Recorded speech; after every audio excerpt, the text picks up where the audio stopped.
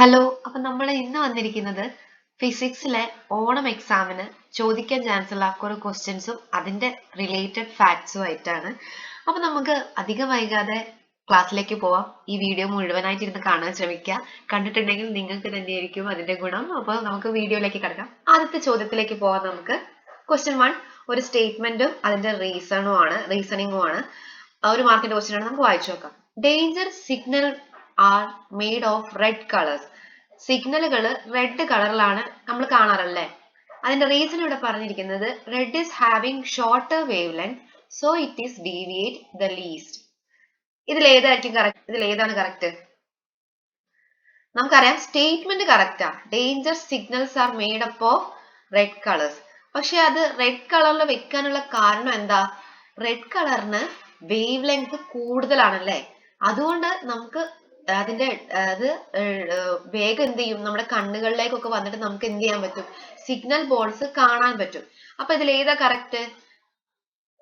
Option C ആണല്ലേ correct. Statement correct ആണ്, പക്ഷെ റീസൺ എന്ന് പറയുന്നത് ഇൻകറക്റ്റ് ആണ്. നമുക്ക് അതിന്റെ ഫാക്റ്റിലേക്ക് പോവാം. നമ്മുടെ ടെക്സ്റ്റ് ബുക്കില് കളേഴ്സും അതിന്റെ അപ്രോക്സിമേറ്റ് ആയിട്ടുള്ള വേവ് ലെങ്ത്തും കൊടുത്തിട്ടുണ്ട്. ഈ വേവ് ലെങ്ത് ചോദിക്കാൻ ചാൻസ് ഇല്ല, പക്ഷെ ഏറ്റവും കൂടുതൽ വേവ് ലെങ്ത് ഉള്ളത് ഏതാണ്, ഏറ്റവും കുറഞ്ഞ വേവ് ലെങ്ത് ഉള്ളത് ഏതാണെന്നൊക്കെ ചോദിക്കാൻ നല്ല ചാൻസ് ഉണ്ട്. നമ്മളിപ്പം കണ്ട ക്വസ്റ്റ്യൻ അതിനൊരു എക്സാമ്പിൾ ആണ്. ഇനിയിപ്പം 2 മാർക്കിനൊക്കെ ചോദിച്ചിട്ടുണ്ടെങ്കിൽ എഴുതാനുള്ള നമുക്കൊരു ഇത് വേണം. അപ്പൊ വയലറ്റിനാണ് ഏറ്റവും കുറവ് എന്തുള്ളത്, വേവ് ലെങ്ത് ഉള്ളത്. എത്രയുണ്ട്? 380, 440. റെഡിനാണ് ഏറ്റവും കൂടുതൽ വേവ് ലെങ്ത് ഉള്ളത്. 620 മുതൽ 750 വരെയാണുള്ളത്. അതുകൊണ്ടാണ് നമ്മൾ ഈ മഴവില്ലൊക്കെ ഉണ്ടാവുമ്പോൾ ഇതിന് റെഡിന് കുറഞ്ഞ ഡീവിയേഷനും വയലറ്റിന് കൂടുതൽ ഡീവിയേഷനും ഉണ്ടാവാനുള്ള കാരണം. അപ്പം ഒരു പ്രാവശ്യം കൂടി പറയാണ്, നമ്മൾ ഡിസ്പേർഷന്റെ സമയത്ത് ഏറ്റവും കൂടുതൽ ഡീവിയേഷൻ ഉണ്ടാവുന്ന കളർ ഏതാണ്? വയലറ്റ് ആണ്. ഏറ്റവും കുറവ് ഡീവിയേഷൻ ഉണ്ടാവുന്ന കളർ ഏതാണ്? റെഡ് ആണ്. അതിന്റെ കാരണം അതിന്റെ വേവ് ലെങ്ത് ആണ്. റെഡിന് വേവ് ലെങ്ത് വളരെ കൂടുതലും വയലറ്റിന് വേവ് ലെങ്ത് വളരെ കുറവുമാണ്. അപ്പൊ നമുക്ക് നെക്സ്റ്റ് ക്വസ്റ്റ്യനിലേക്ക് പോവാം. സെക്കൻഡ് ക്വസ്റ്റ്യൻ നോക്കാം. Find the relation in the first pair and complete the second.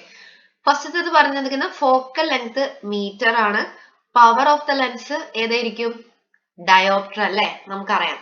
അപ്പം എന്താണ് ഈ പവർ ഓഫ് ദ ലെൻസ് നമുക്ക് നോക്കാം. ലെൻസിന്റെ പവർ എന്ന് പറഞ്ഞാൽ എന്താണ്? ഫോക്കൽ ലെങ്ത്തിന്റെ റെസിപ്രോക്കലിനെ പറയുന്ന പേരാണ് എന്ത്? പവർ എന്ന് പറയുന്നത്. അതായത് നമുക്കിപ്പോ ഫോക്കൽ ലെങ്ത് 4 ആണെങ്കിൽ അതിന്റെ പവർ നമുക്ക് എത്രയായിരിക്കും പറയാ? 1/4 എന്ന് പറയാം. ഓക്കെ, ഇപ്പൊ പവർ കാണാനുള്ള ഇക്വേഷൻ ഫോക്കൽ ലെങ്ത്തിനെ തിരിച്ചിട്ടാൽ മതി. അതിന്റെ വ്യൂൽക്രമം എടുത്താൽ മതി. എന്ത് കിട്ടും? നമുക്ക് പവർ കിട്ടും. പവറിന്റെ യൂണിറ്റ് എന്താണ്? SI യൂണിറ്റ് ആണ് എന്ത്? ഡയോപ്റ്റർ. അത് എന്ത് വെച്ചിട്ട് നമ്മൾ ഡിനോട്ട് ചെയ്യുക? സ്മോൾ ലെറ്റർ D വെച്ചിട്ടാണ് ഡിനോട്ട് ചെയ്യുക. പവർ ഓഫ് ദ ലെൻസ് വെച്ചിട്ട് കാണാനുള്ള ഇക്വേഷൻ നമുക്ക് പറയാം P is equal to 1/f. Okay, നമുക്ക് മൂന്നാമത്തെ ക്വസ്റ്റ്യൻ നോക്കാം. 4 കുട്ടികൾ വരച്ചിരിക്കുന്ന ചിത്രങ്ങളാണ് തന്നിരിക്കുന്നത്. ഇതിൽ ഏതാണ് കറക്റ്റ് എന്ന് ഐഡന്റിഫൈ ചെയ്യാൻ വേണ്ടിയിട്ടാണ് ഈ ക്വസ്റ്റ്യൻ വന്നിരിക്കുന്നത്. നമ്മൾ നിസാരമായിട്ട് കാണുന്ന ഒരു ഭാഗത്ത് നിന്നാണ്. അതായത് നോക്കൂ, refraction through A glass prism. അതിൽ നമ്മൾ പഠിക്കുന്ന ഒരു കാര്യമുണ്ട്. when a light ray enters and leaves a prism, ഒരു പ്രിസത്തിലേക്ക് ഒരു ലൈറ്റ് കടക്കുമ്പോഴും അതുപോലെ എന്ത് ചെയ്യുക, പ്രിസത്തിന് പുറത്തേക്ക് പോകുമ്പോഴും അതിന് എവിടേക്കാണ് ഡീവിയേഷൻ വരുന്നത്? Deviation towards the base. ബേസിലേക്കാണ് എന്ത് വരുന്നത്? ഡീവിയേഷൻ വരുന്നത്. ഇനി നമുക്ക് ഈ ക്വസ്റ്റിന്റെ ഉത്തരം വേഗം കണ്ടുപിടിക്കാലോ. ഓപ്ഷൻ പി നോക്കൂ. ഈ ലൈറ്റ് റേ ഇങ്ങനെ പോവാണ്. ഇതിന് എവിടേക്കാ ഡീവിയേഷൻ വരേണ്ടത്? ഇവിടേക്കായിരുന്നല്ലേ ഡീവിയേഷൻ വരേണ്ടത്. പക്ഷെ ഇത് മുകളിലേക്കാണ് പോയത്. അപ്പൊ ഇതെന്താണ്? റോങ് ആണ്. ഇനി അടുത്ത് നോക്കൂ. ഇങ്ങനെ ഒരു ലൈറ്റ് റേ വന്നിട്ടുണ്ട്. അതിന് ഇങ്ങനെ പോവേണ്ട ലൈറ്റ് റേ എന്ത് ചെയ്യാണ്? ഈ ഭാഗത്തേക്കാണ് അതിന് ഡീവിയേഷൻ വന്നത്. അപ്പം ബേസിലേക്കാണ്. അതുപോലെ ഇവിടുന്ന് പുറത്തേക്ക് ഇറങ്ങുമ്പോൾ ഇതിന് താഴേക്കാണ് ഡീവിയേഷൻ വന്നത്. അപ്പൊ ഇത് കറക്റ്റ് ആവാൻ ചാൻസ് ഉണ്ടല്ലേ. ഇനി നോക്കൂ, ഇത് നോക്കൂ. ഇത് കേറുമ്പോൾ അതിന് ബേസിലേക്കാണ് എന്ത് വന്നത്? ഡീവിയേഷൻ വന്നത്. പക്ഷെ പുറത്തേക്ക് പോകുമ്പോൾ അതിന് ബേസിലേക്കാണോ വന്നത്? അല്ല. ഇവിടെ അതിന് ഫസ്റ്റിൽ ഡീവിയേഷനേ ഇല്ല. കണ്ടത് ഇങ്ങനെ അങ്ങോട്ട് പോവാണ്. അപ്പൊ ഓപ്ഷൻ ഏതാ? നമ്മളെ കറക്റ്റ് ഉത്തരം ഏതാ? ഓപ്ഷൻ ക്യൂ ആണ് എന്ത്? കറക്റ്റ് അല്ലേ?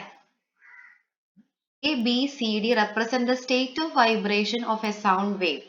From the below, mention the point options which represent wavelength. Wavelength-നെ represent ചെയ്യുന്നത് ഇതിൽ ഏതാണെന്ന് കണ്ടുപിടിക്കാനാണ് പറഞ്ഞിരിക്കുന്നത്.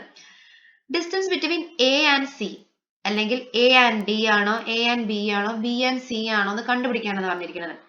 Wavelength എന്താണെന്ന് നമുക്കറിയാം. അഡ്ജസ്റ്റന്റ് ക്രസ്റ്റുകളോ അല്ലെങ്കിൽ ട്രഫുകളോ തമ്മിലുള്ള ഡിസ്റ്റൻസ് ആണ് എന്ത് വേവ് ലെങ്ത് എന്ന് പറയുന്നത്. ഇവിടെ ഏതാണ്? എ മുതൽ ഡി വരെയുള്ള ഡിസ്റ്റൻസ് ആണല്ലേ വേവ് ലെങ്ത്. അപ്പൊ ഓപ്ഷൻ ഏതാ? ഓപ്ഷൻ ബി ആണ് നമ്മുടെ കറക്റ്റ് ആൻസർ. നമുക്ക് എന്ത് ചെയ്യാം, ക്വിക്ക് ആയിട്ട് ആ ഭാഗങ്ങളൊന്ന് റിവിഷൻ ചെയ്ത് പോവാം. അപ്പൊ വേവ് ലെങ്ത് എന്തായിരുന്നു? അഡ്ജസ്റ്റന്റ് ക്രസ്റ്റുകളോ അല്ലെങ്കിൽ ട്രഫുകളോ തമ്മിലുള്ള ഡിസ്റ്റൻസിനെ പറയുന്ന പേരാണെന്ത്? ഈ വേവ് ലെങ്ത് എന്ന് പറയുന്നത്. ഇവിടെ ഏതൊക്കെയാണ് വേവ് ലെങ്ത്? ഇതൊരു വേവ് ലെങ്ത് ആണ്, അതേപോലെ ഇതൊരു വേവ് ലെങ്ത് ആണ്. ഓക്കെ, അപ്പം വേവ് ലെങ്ത് എന്താണെന്ന് പഠിച്ചു വെക്കണം. അതിന്റെ കൂടെ നമുക്ക് വേറെ കുറച്ച് കാര്യങ്ങൾ കൂടി നോക്കിപ്പോവാം. ഫ്രീക്വൻസി എന്ന് പറയുന്നത് എന്താ? Number of cycles that passes through A point in 1 second. ഒരു സെക്കൻഡിലൂടെ ഒരു പോയിന്റിൽ കടന്നു പോകുന്ന സൈക്കിൾസിന്റെ എണ്ണത്തിന് പറയുന്ന പേരാണെന്ത്? ഫ്രീക്വൻസി എന്ന് പറയുന്നത്. ഓക്കെ, ഇനി അടുത്തത് period. Time taken by the particle in the medium to complete one vibration. ഒരു വൈബ്രേഷൻ കംപ്ലീറ്റ് ചെയ്യാൻ എടുക്കുന്ന ടൈമിനെ പറയുന്ന പേരാണെന്ന്? ടൈം പീരിയഡ് എന്ന് പറയുന്നത്. ഇനി അടുത്തത് amplitude. Maximum displacement from the equilibrium position of the wave. അതായത് ഇവിടെ നിന്നിട്ട് ഇവിടേക്ക് ഉണ്ടാകുന്ന ഏറ്റവും വലിയ ഡിസ്റ്റൻസ് ആണ് എന്ത്? ആംപ്ലിറ്റ്യൂഡ്. അതേപോലെ ഇവിടുന്ന് ഇങ്ങോട്ട് വരുന്നതും എന്ത് എടുക്കാം? നമുക്ക് ആംപ്ലിറ്റ്യൂഡ് ആയിട്ട് എടുക്കാം. അപ്പൊ ഇത്രയും ക്വസ്റ്റ്യൻസ് ആണ് നമുക്ക് വൺ വേർഡിൽ ചോദിക്കുന്നത്. നോക്കൂ, എന്തൊരു ഡീപ്പ് ആയിട്ടുള്ള ഒരു മാർക്കിന്റെ ചോദ്യമാണെങ്കിലും വളരെ ഡീപ്പ് ആയിട്ടാണ് എന്ത് വരുന്നത്? ക്വസ്റ്റ്യൻസ് വരുന്നത്. അപ്പം നിങ്ങൾക്ക് ഇതിന്റെ അടുത്ത സെറ്റ് ഓഫ് ചോദ്യങ്ങൾ വേണമെങ്കിൽ തീർച്ചയായിട്ടും കമന്റ് ചെയ്യുക. ഒരുപാട് ക്വസ്റ്റ്യൻസ് ഉണ്ട്, 2 മാർക്കിന്റെ 3 മാർക്കിന്റെ ഒക്കെ ക്വസ്റ്റ്യൻസ് ഉണ്ട്. അപ്പൊ വേണമെങ്കിൽ നിങ്ങൾ എന്തായാലും താഴെ കമന്റ് ചെയ്യുക. നിങ്ങൾക്ക് ക്ലാസ് എടുത്തു തരാം. So thank you.